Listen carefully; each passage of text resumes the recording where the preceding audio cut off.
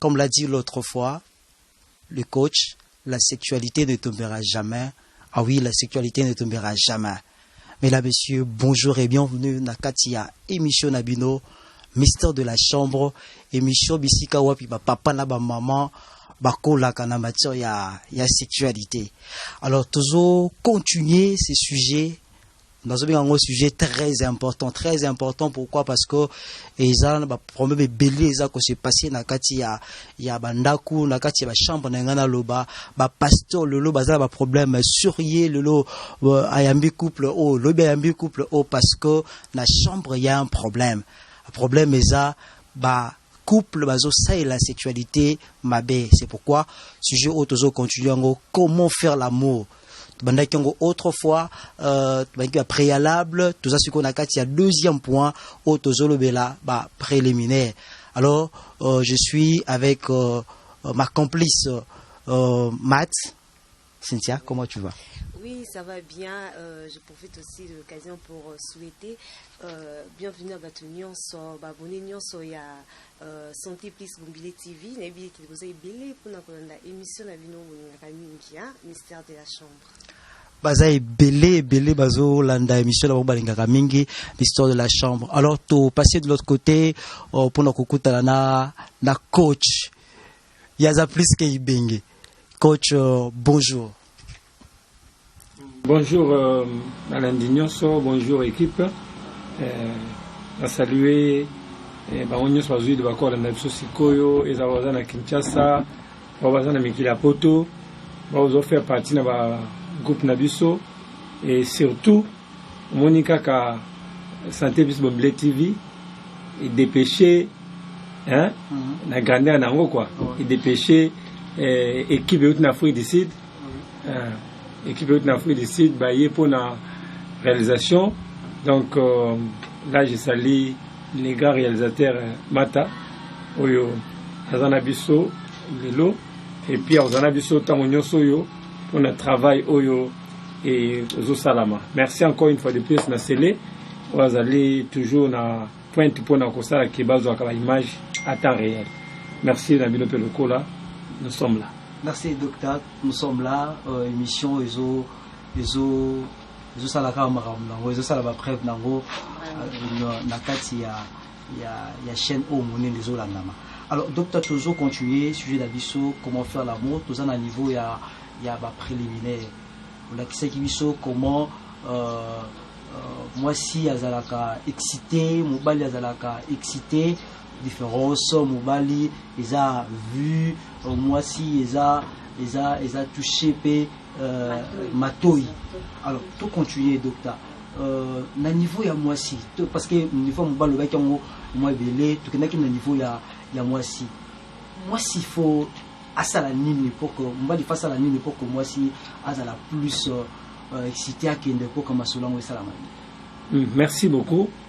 Oyebi notre travail il y a sexualité la kasi na baki que c'est tout un art.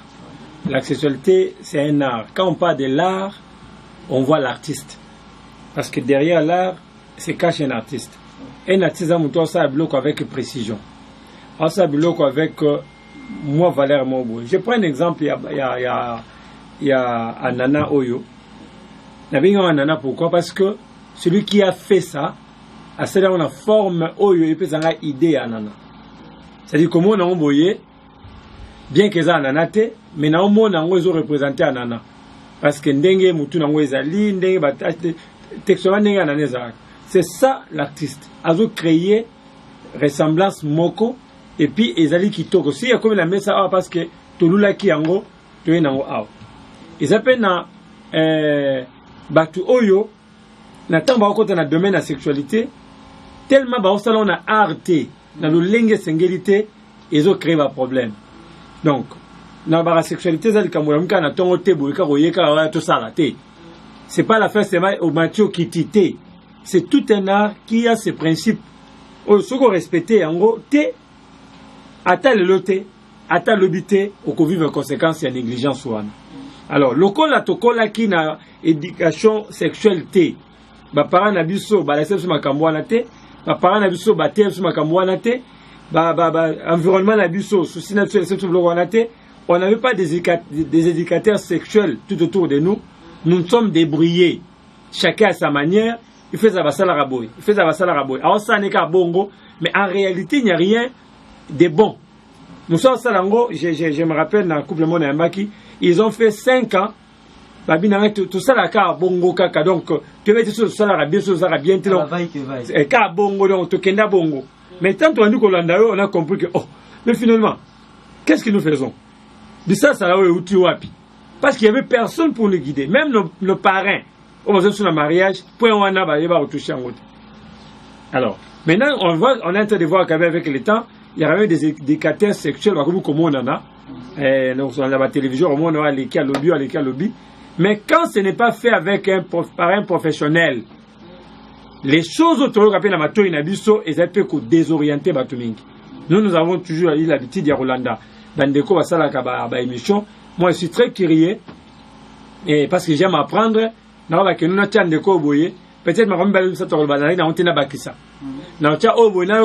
mais sur 100 personnes on a landaka. On va convaincre qu'on attend 5 ou 10 personnes.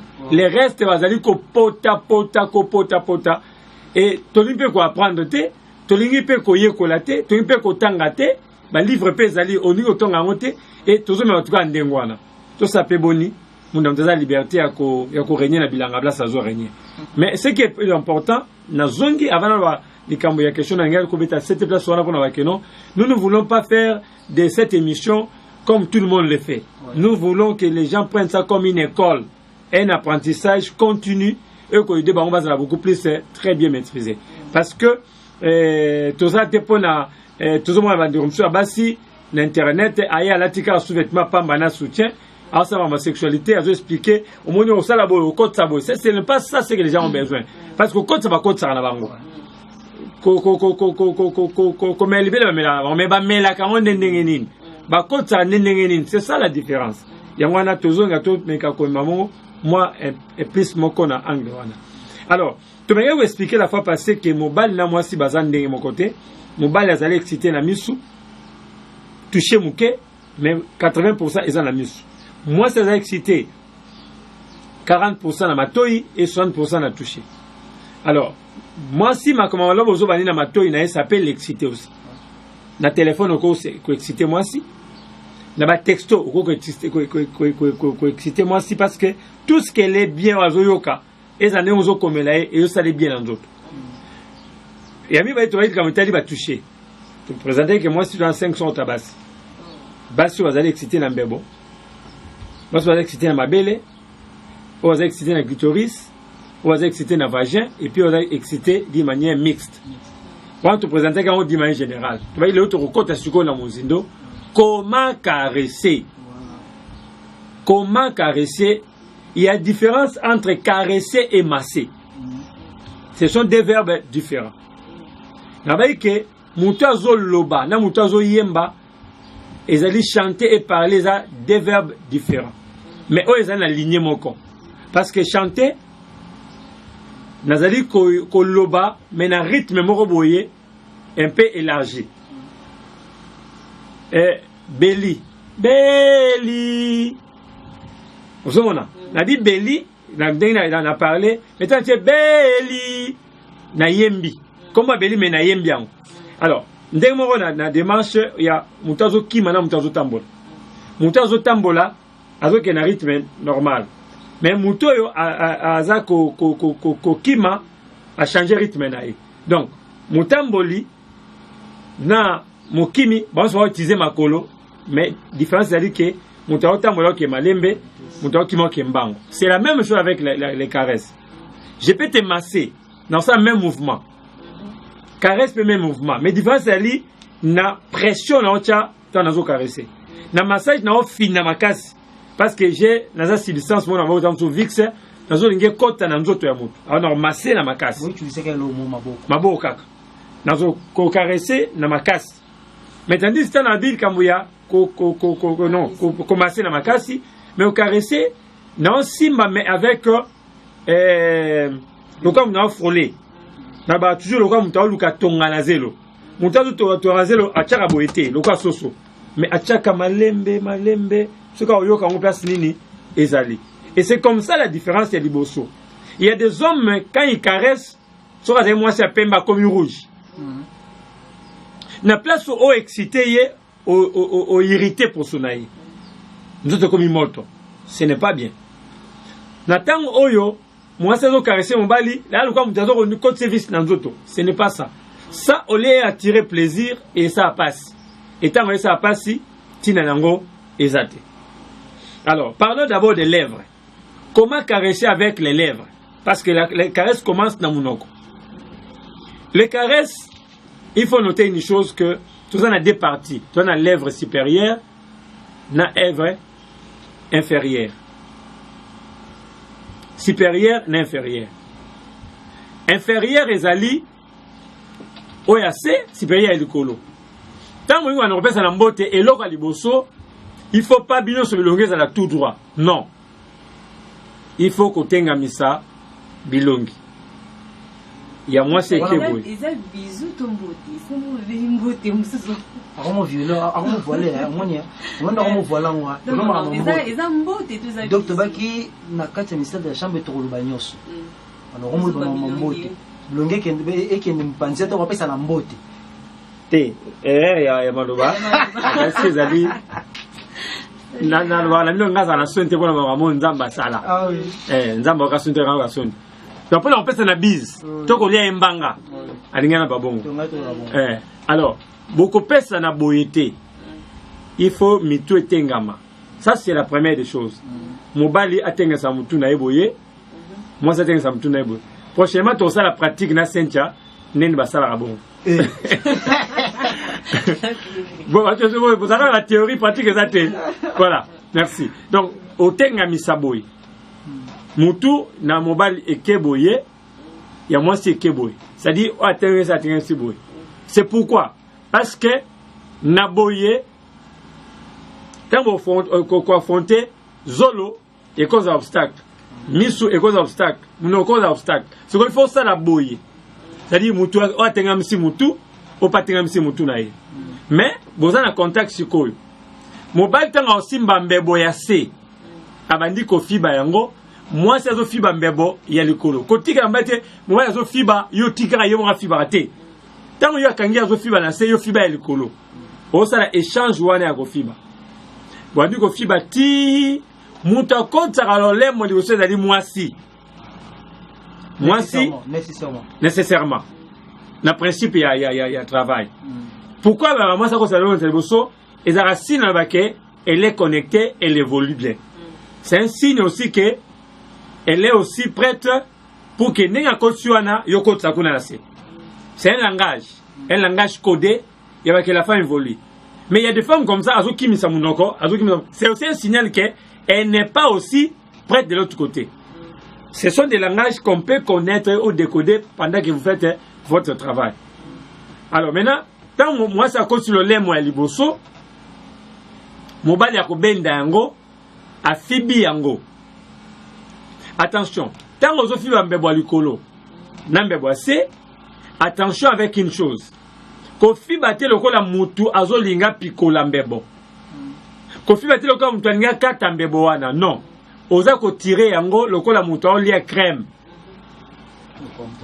Le comme tu as crème. Quand tu as crème, tu les rends avec beaucoup de douceur, beaucoup de tendresse, beaucoup d'affection. Par exemple, Sophie Wabongo, aux autres Bongo. Il y a une question qui m'a été toujours posée. Pourquoi tu as parlé de Rambanga Bakangaramisu? Oui. Bakangaramisu, pour na côté que là, âme naïe et frôler amour. Pour ne pas être distrait.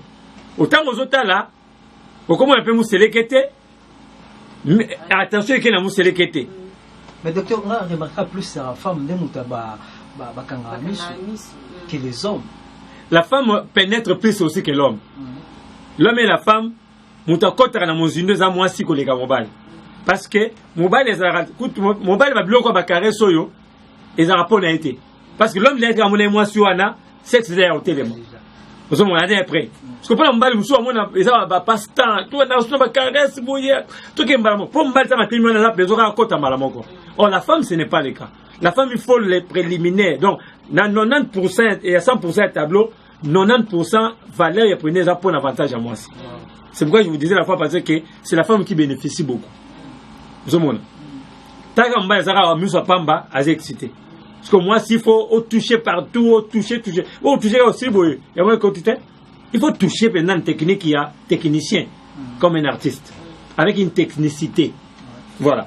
Alors, quand on dit qu'au FIBA, au Bendian, comme toi, il y a crème, et moi, ça kimi sur le lait, soit la kimi, c'est comme tout, nouveau tindi que le lait. Au tindi que le lait, à Bendiango, à besoin du sous-système, moko, il y a olikolo onase. Bossa nengwana. Entre-temps, mabore otikala ya okangamate. Surtout chez les femmes. L'homme, quand il touche comme ça, l'homme déjà ses mains sont en mouvement. Mais la femme, on s'en tique les gars,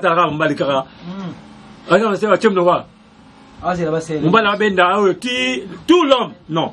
La femme aussi montre que tu es là. Kangaye, soit na Mukongo, Kangaye, soit na Mapeka. Pour le non, je suis avec toi. Namapeka, c'est un signe. Il y a qu'on rapprocher davantage, que je suis à ta disposition, et Namabo connaît, j'ai fait un avec toi. Tous ces gestes-là parlent. Et tant que Kangi et Bongo ont approché, vous continuez, et maintenant, à ce moment-là, ceux qui ont acquis Nabilamba, avec ce travail, l'homme va aider la femme à se déshabiller. La femme doit aider l'homme à se déshabiller. C'est un travail, il y a communication. Docteur, moko na part na été. La moko soki, vous avez déjà bolongo laki et que boké na mbetu. Vous n'avez pas na ndenge na moko. Mais si vous avez na bilamba binomi balé, laissez l'autre enlever l'autre. Vous comprenez? Alors, et ça a tout encourageable. Ceux qui moi si n'avez pas la mobali liboso. C'est encourageable pour l'homme. Pour la vaqueno awa ezo kende la bien. Mais alors tant que moi ça zo traîner, maintenant l'homme cherche maintenant ya koluka alongo la moi. Et une femme qui enlève l'homme les habits, a dit que non, je suis vraiment avec toi et nous avançons. Mais quand l'homme voit que ça traîne, il y a quoi anticiper. Anticiper, ah non la moi si. Alors si on moi ça zo calé, c'est casa prêtité. Alors, ko forcété. Zonga suna ba caresse na. À ce moment-là, qu'il nango changer vitesse, changer dimension. L'ongwa na ba lèvre. C'est qu'il y a sa bicalité. Pour une femme bicale, déjà né au sein lèvre wana mbala mo kaza mouillé, elle est prête. Là, ce sont des femmes de la première catégorie. Alors, ce moment que moi ça m'a créé ma résistance, comprendre qu'elle n'est pas encore prête parce que mon quoi ne le vélo au kisiko na ma belle. Deuxième femme. Femme ma mère. Enfin, tu as 500 tabassi. Femme bicale, déjà la mebokaka, beaucoup ça m'ambiance. Mais femme, ma mère, ça style la lèvre était, le cas aussi ma belle était Azane Kutukunate. Alors moi, on a été à Calais. À Calais, pourquoi pas ça a dit que nous comptons à la moko. Oh, ils ont progressé. Maintenant, tu arrives au niveau de la belle, on va dire qu'on va manipuler ma belle. Là, maintenant, on est obligé, il y a qu'à déconnecter ce soutien ailleurs. Et une chose importante, dans le on peut plus tard quand on va commencer à parler de quand il y a un entretien encore, il n'est pas conseillé à l'homme de sortir les seins par les bas. Comment? Soutien la tamaraboui. Soutien la tamboui. Alors, au compte la soutien du coloté pour que libère les tics à la nassé. Il faut ouvrir peut-être un soutien qui t'en est nassé, libérer les matalicolo. C'est pour protéger les seins aussi. Il y a beaucoup de femmes qui ont remarqué ma belle avant kouei tepo alinga kibongo musuna na botité mais ma belle est kiti et kouei et c'est le moment oyo toute la dira rapport sexuel ma soutien na ye et vandeli ma belle mon bal azo me la liberté aussi simba yango mais soutien zo peser le colo oh na ma excitation ba montre nga ostocine et zali tellement éveillé et là où qui et autres mots surtout dans l'organe à moi aussi ma belle c'est un console et si c'est une femme ma mère hormone wana ba binga ostocine ali parmi endorphine ostocine ba hormone de bonheur les arabiques s'entraînent dans ma belle ya moi considère mon belle mais la belle va signer sur le cancer et ça parce que ba hormone wana et ça le quoi et carrément le quoi ma banga ce qu'ils ont kobimaté alors à ce moment là ce que caresse ma belle to me la yangote to moi ça melisa moi na te ma belle année comme ma caillou, n'est comme ma ca, comme au tati ma cancer. Alors, quand vous prenez maintenant, et panzanaka. Alors, maintenant, quand vous appuyez le soutien du colo et étouffez ma belle yase et l'embisakango. Attends le lote, attends le bito avec mon collègue, le gorodo, ils ont c'était une parenthèse. Ah, tout à l'école, tout le monde voulait qu'à bongo parce que ceux qui n'avaient rien. Alors, maintenant, le problème, c'est quoi? Longola, fungola la singa soutien, ma belle est libre. Il faisait libre, balola ye, pesa apesu mukongo. Maintenant, commencez à utiliser les massages tout en état derrière. Parce que yenda zali ma mère. Alors, on a besoin de caresser ninte, ça là le cola. Au sali, essuie, caresse, le cola essuie glace. Pan, pan, pan, pan. C'est-à-dire, au sali boye, après utiliser la paume des mains pour en stimuler moutou. Au sali boye, on a besoin de téléma. Ok? On a besoin de téléma. Alors, tant qu'on va l'aller, on met les libellés. Tant qu'on met les libellés, bandana remela téton. On met les tétons. Tant qu'on côté ce qu'on est parti à Kati, utiliser maintenant le lait, on a pour stimuler téton. On met le stimuler. Et ça a très sensible partie du couloir. Alors, on met les après, on l'excuse le lait, du colo, on met les ango, le lait, tant qu'on met la koto simba mutuana. Et on m'a donné aux huit de misapinayo au braquet, au ningisiango tout en appuyant. Ça joue aussi efficacement. Chez d'autres, ça ne pas si, chez d'autres, ça réveille encore plus la stimulation. Soit ça se fait ma mère, en tout cas, avec ces gestes-ci, elle te dira qu'elle est peut-être prête. Quand il y a la deuxième dimension, pour la femme mère. Alors, toi, ma belle, peut-être l'ennemi de Jékoué. Utiliser le bon comme cri. Docteur, ma belle est à Rokota na Kati. C'est ma belle, mais tu es Kota. Quand elle est excitée, bimara. Ah bon. Donc, quand elle est excitée, et bimara skoyo, mutuana et tombouani skoyo, comme ça, tinki et tombouani. Voilà. Alors maintenant, ce qui m'a dit ma belle est à Kokweya, utiliser le bon comme quoi cric. Nenga baloki apete mukongwana au coach du boko jouer au tombola on secours quand il faut jouer na ba mituana et c'est bien. Alors il faut noter une chose, quand la femme est allongée ma belle a tendance à kokota si tu sois ma belle amike au moins attend qui dit ma belle c'est le côté des indi. OK, et on a vu que tant ma debout ma belle est dans côté normalement tant on là il kokita et ça le côté des indi. Alors, Kozindawana et perdre une certaine manière de retoucher en haut. Soit dans un bel aminé n'était. Pour un bel aminé n'était même les indi bongo, tu peux continuer à faire. Mais quand on attend que tu bongo, les mains ne servent plus à rien. Utilisez seulement votre bouche pour nous aussi parce que les indi wana, il y a quoi, cricolo, on a mutuka, et mutuka kitinase. Là, tout le monde est tapé à ma belle. Token est tapé à clitoris. C'est un autre organe très important, très sensible. Tobenyango, ils ont 8000 terminaisons nerveuses. Mobile limus na 4000 terminaisons nerveuses. Et on monte sur la tali 40 mois si à télémie. Donc, mais quand on explique ton terminaison nerveuse, vous faites allusion à quoi? Terminaison nerveuse, les amis. Voilà. Tozali na ba nerf. Les termes viennent des nerfs. Et ali collègue ça, degré à sensibilité à nerf. C'est-à-dire que les nerfs ils permettent que. Parce que quand nous touchons l'organe va au cerveau. Le cerveau envoie les retours au niveau de l'organe principal qui est les vagins. C'est-à-dire que simbi nanga libellé information qui est dans le cerveau yo qui bilengi a tindeli sikoyo sexe information qu'il y a un lien ici et là, il y a le quoi triangle moué salami. Donc moi je touche le sein, mais le sexe est mouillé.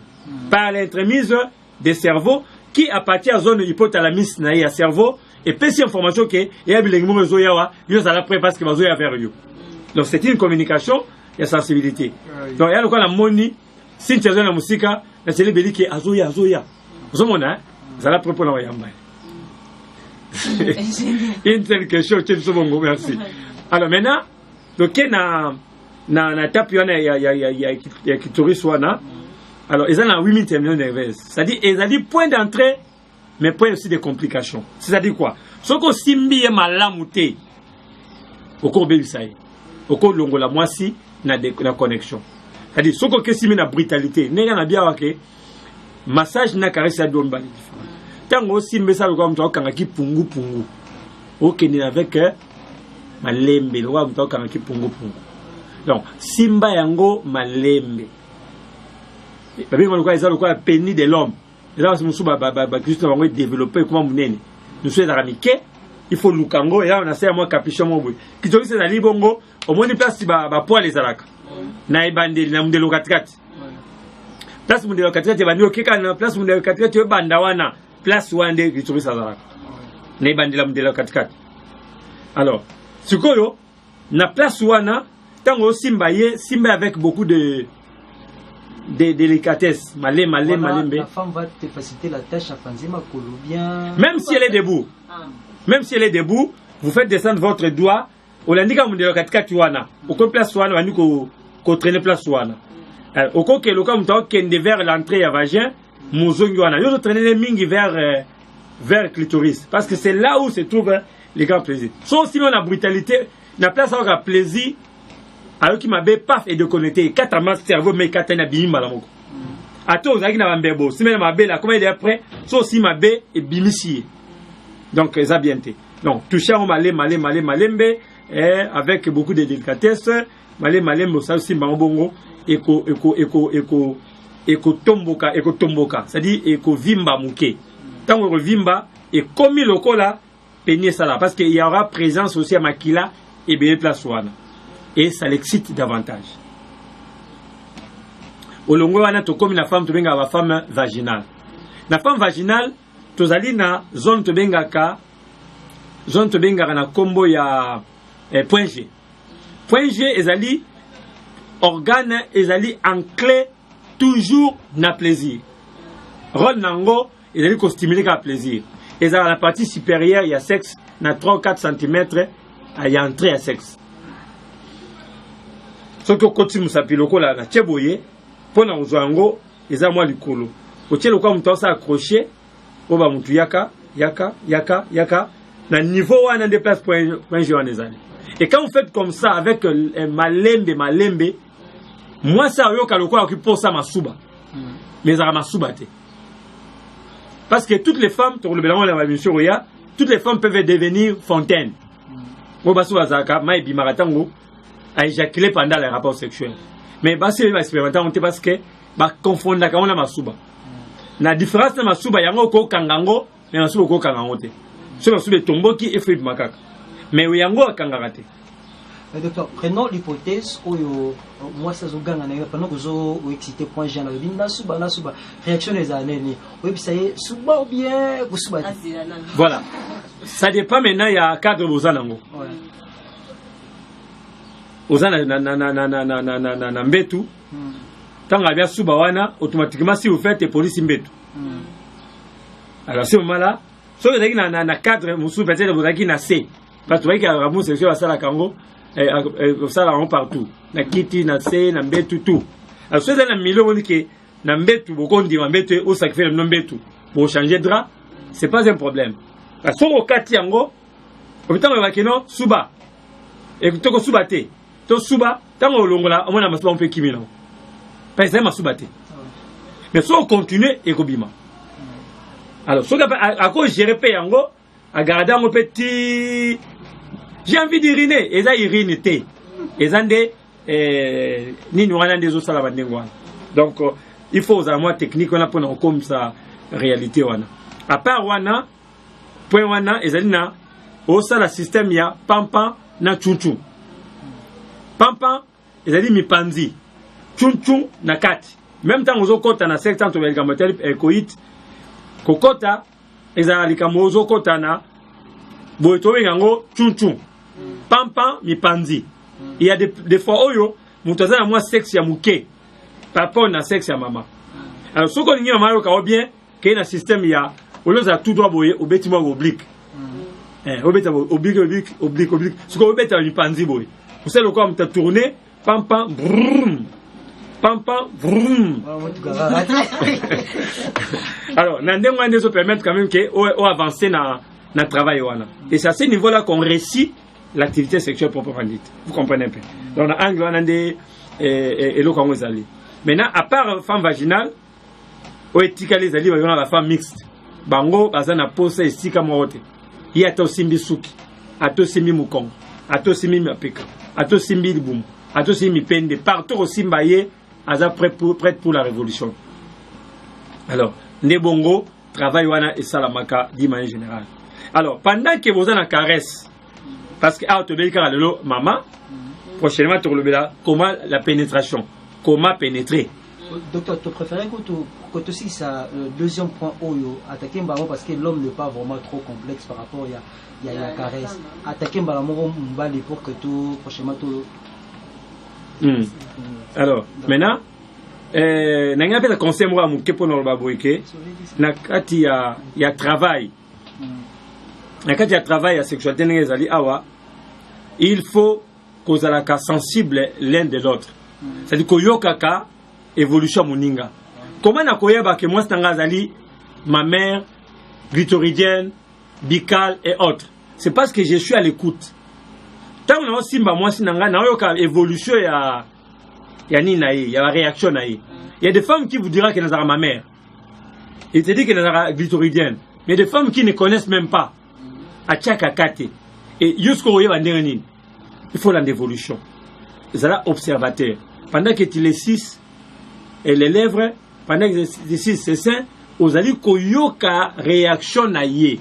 Autant la comment azako réagit. Vitesse c'est changer n'engeni. Vous. Vous avez remarqué. Au moins à côté nous sommes comme côté on a comment vous changer nini. Donc place au déplacement kamango ezalaka.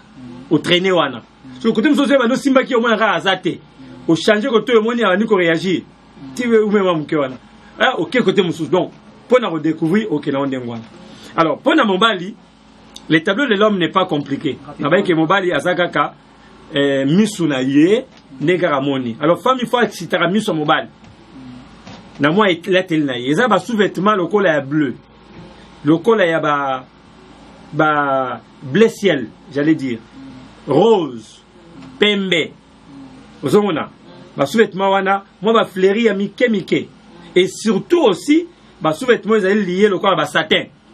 Pourquoi la sexe ba sous-vêtement mbali la gara direct mais ba sous-vêtement la ba moi ba malenda, moi ba mini ba ngani.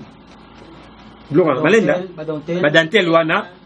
Pourquoi ba tchaka yango? C'est parce que ça attire les yeux de l'homme. C'est pas pour rien. C'est pas pour rien. Donc yango ni que ba tchaka bongo. Alors yo moi si soutien na yo, ezaka soutien te, luka ba soutien moi ba fantaisie. Luka ba sous-vêtement za moi nini on a sous-vêtement moi côté katikati moi du douceza moi stimaza moi nini moi bleu rognon sona ça tire l'homme robe de nuit na yo et la transparente moi ba tenue na yo moi j'ai pas mukuse moi ba bleu cause la facilement et comme ça qui prépare l'homme avant l'activité il bleu rognon routine que ya poussa yo aya aussi mbayo mais ceux qui osaka na sous-vêtement rouge sous-vêtement ya nini ya violet et il y a quartier. Non, ça c'est pas pour les femmes. Vous comprenez? Alors c'est vrai que la couleur va noir et ça a peine à beauté na yango selon terme tout. Selon terme tout. Moi c'est moi il y a pembe, soit le tité à noir, reflet ça facile. Par rapport à moi c'est à mwindo là sous mwindo. Donc et bala. Je dis à mwindo makas, ouais je souhaite à mwindo makas. Moi t'es que mi souhaite à mon boulot. Donc là ta souhaite nini et puis à souka pour tout ce que ça prend à l'élo, pour nous citer, il a dit que la présentation est tenue. Sous-vêtement rouge, et ça signe que je suis dans mes règles. Tout le monde a basse na mibali, basse na katandaku, sauf que moi rouge, moi la comprendre que moi c'est un comme le basanza. Et tant que basanza aussi là, à changer de sous-vêtement, à comprendre que ce quoi il y a dans terrain bien. Donc c'est aussi un langage qui peut être donné. Voilà. Merci, c'est aussi un langage où dans la sexualité, nous sommes vraiment à la fin. Il y a émission Nabiso, ministère de la chambre, le loto qui n'a esengo, il y a Kozalana On a coach Nabiso, invité principal. Docteur, un mot, juste un mot pendant 30 secondes pour que tout chite. Oui, dans une école, il y a sexologie. Pour la va éviter. Nous avons une école qui est en train de former dans le domaine de la sexologie. Si vous êtes déjà intéressé, vous pouvez rejoindre Nabiso dans la 4e rue numéro 14, Kimbar Mariano, pour avoir un problème. Donc vous avez aussi problème de la sexualité, difficulté sexuelle. Nous sommes aussi prêts à vous accompagner pour un traitement. On peut vous recevoir dans la 4e rue numéro 14, Kimbar Mariano. Numéro de téléphone 089 80 32 458. 89 80 32 458 ou bien 81 45 74 935. 81 45 74 935 pour toutes vos questions. Bon, comme l'a vu comme ça, émission prochaine, tu vas répondre par rapport à la question. Merci. Merci, docteur Désiré. Merci, Matt. Merci. Nous va tenir compagnie. Merci à Célé. Merci à notre réalisateur qui nous a rejoint dans une nouvelle. Ingénieur Mata, qui nous a rejoint dans cette grande équipe. Il y a Mister de la Chambre. Sinon, toujours continue dans le sujet Nabiso, au Tozo Lebela, comment faire l'amour. Phrase Maurice Simbinga, pour nous résumer, émission à le préliminaire. Lorsque on sala bolingo, comme ça n'a été faux, à la très attentif. On va les aller attentifs, pour que ma campagne ça va bien. Alors, tous ces gens qui s'abonner davantage na chaîne Nabino, Santé Plus Bombili TV, ou encore, bah vidéo il y a qui te court c'est ça dino. Beaucoup davantage sécurité. Portez-vous bien. Au revoir.